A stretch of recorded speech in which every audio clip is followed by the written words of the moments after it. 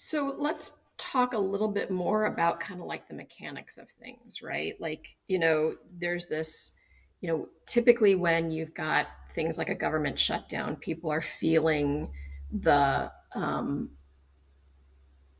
pressures of cash flow and, this pressure of having enough revenue coming in. And so, again, this is kind of like this being able to honor those pressures, right, and monitor those things and a need to monitor those things alongside of needing to balance the bandwidth of staff. And how are you doing that right now? How are you doing that within Keystone Alliance?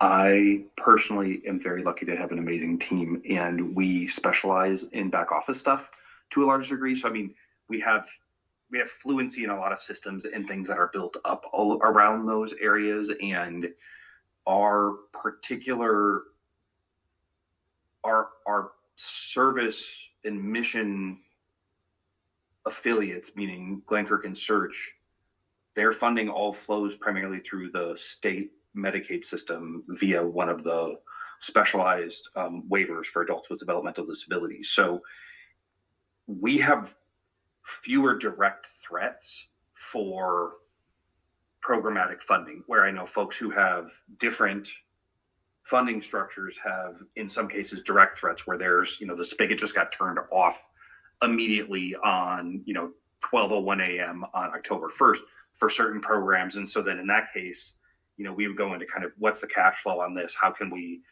borrow from internal resource A to fund this to have it bridge over?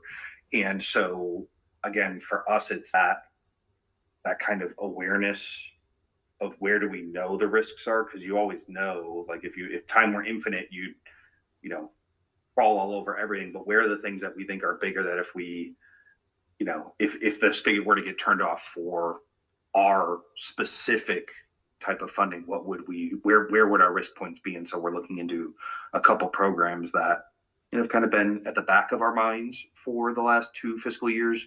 Now we're moving it up to the front and saying, okay, if our external capacity building work is on pause, let's look inward and make sure that this particular program within this particular cost center is as sustainable as humanly possible, so that we're happy later if and when it hits the fan on that particular front.